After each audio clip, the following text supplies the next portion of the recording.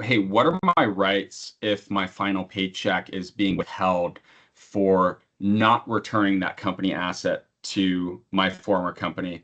And then on the flip side of that is the employer's side of things, where the employers are looking for, hey, what is my ability for legally withholding payment for unreturned company assets? So you have both of those, but both sides of the fence there. Much of this is just going to come down to what your state's labor laws are. But secondarily, and what's really important for any business, regardless of where you're located, what state you're located in within the United States, is having some signed documentation during the term of employment. And so, two great examples of this are California and Kansas.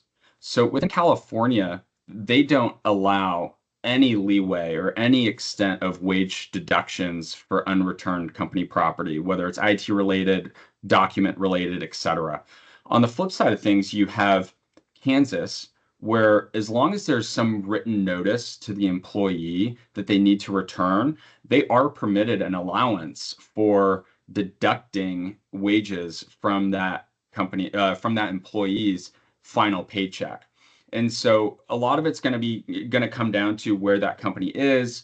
But just having some documentation is really helpful. So we'll actually talk about some really good tips that you should establish as a employer early on, as long as you have, I guess, these best practices in mind for documenting your IT equipment as well as the return. There are a lot of benefits to it, and you're going to increase your chances of getting a return or acquiring back your assets of the company.